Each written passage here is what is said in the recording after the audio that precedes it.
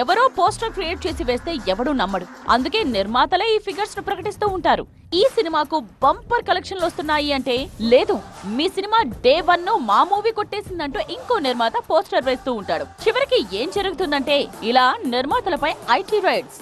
అయితే నిర్మాతలు ఇష్టపూర్వకంగానే ఈ పోస్టర్లు వేస్తున్నారా? ఇదిగో ఇలాంటి పోస్టర్స్ పై ఆడియన్స్ లో ఎప్పటి నుండో అనుమానాలున్నాయి. థియేటర్స్ లో రెండో రోజుకే జనం కనిపించడం లేదని టాక్ వినిపిస్తూ ఉంటుంది. కానీ వసూళ్లలో మాత్రం 100 కోట్లు చూపిస్తూ ఉంటారు. ఇదే విచిత్రం. అసలు ఇదెలా సాధ్యం అంటూ చాలా రోజులుగా ప్రశ్నలు అలాగే మిగిలిపోయాయి. వీటన్నిటికీ ఒకే ఒక్క ప్రెస్ మీట్ సమాధానం ఇచ్చింది. మొన్న సంక్రాంతికి వస్తున్న డిస్ట్రిబ్యూటర్ థ్యాంక్ యూ మీట్ లో టాలీవుడ్ లో జరిగే చాలా స్కామ్లు బయటకొచ్చాయి. ముఖ్యంగా ఫేక్ కలెక్షన్ల గురించి కాస్త గట్టిగానే ఓపెన్ అయిపోయారు వెస్ట్ గోదావరి డిస్ట్రిబ్యూటర్ ఎల్వీఆర్.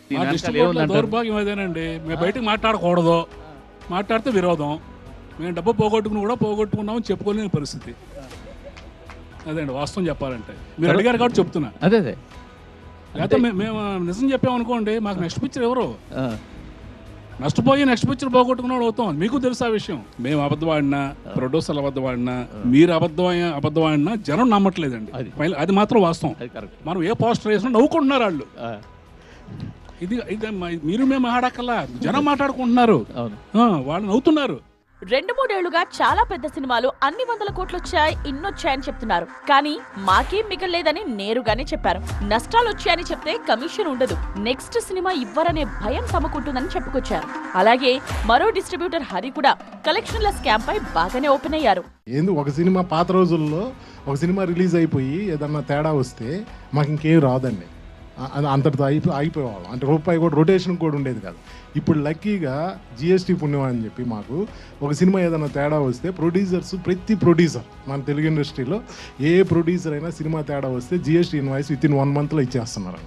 ఇచ్చినప్పుడు మాకు 18% ఇన్వాయిస్ రూపంలో డబ్బులు వస్తుంది. 90% ఫ్లాపులు ఉంటాయండి. ఇప్పుడు 10% సక్సెస్ రేట్ కూడా లేదు. ఈరోజు 10% సక్సెస్ రేట్లో అసలు అయ్యేటి 5% ఉంటే కమిషన్లు వచ్చే సినిమాలు 1-2 ఉంటాయి. ఇది నిజం.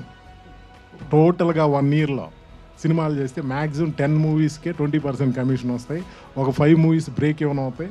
ఒక 5 మూవీస్ ఏదైనా 5% 10% ఉంటాయి. ప్లస్ ఇప్పుడు చాలా సినిమాలు రిలీజులకే వచ్చేసాయి. మేము కూడా చాలా వరకు డిస్ట్రిబ్యూషన్ జస్ట్ కమిషన్కే చేస్తున్నాం. పర్చేజింగ్లు కూడా తగ్గిపోయాయి.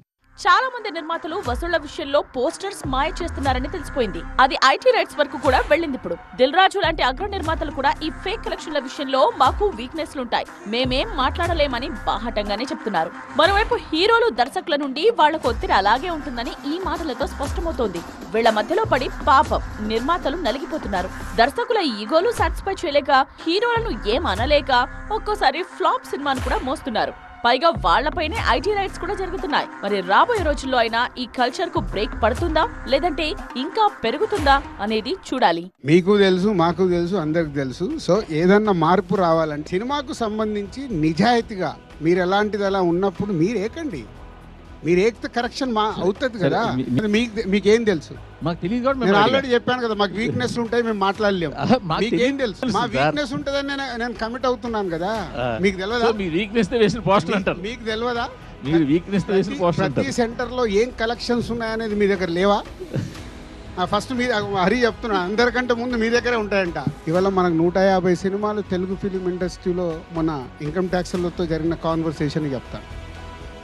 వాళ్ళు అడిగాడు ఆయన, ఎందుకు ఇన్ని సినిమాలు వస్తాయి, మరి ఎందుకు మీరు ఇన్ని ఫ్లాపులు అని చెప్తుంటారంటే 90% ఫ్లాపులు సార్ అని లాస్ట్ ఇయర్ది షీట్ ఇచ్చా. ఎందుకో లాస్ట్ ఇయర్ది నేను తెప్పించా 2024 షీట్.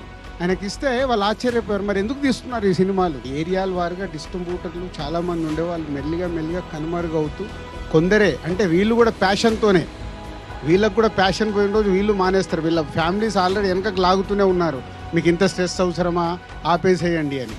ఎందుకంటే డిస్ట్రిబ్యూటర్కి సక్సెస్ వచ్చేది చాలా తక్కువ పర్సెంటేజ్లోనే సక్సెస్ వస్తుంది. దాంట్లో కూడా నిలబడడం అంటే it's not a job. Star cinema ఒకటి, మిడ్ రేంజ్ హీరోల సినిమాలు 2 ఫిలిమ్స్ ఇలా వచ్చినప్పుడు ఆటోమేటిక్ సక్సెస్ పర్సెంటేజ్ పెరిగే అవకాశం ఉంటుంది. అది ఒకటే సొల్యూషన్.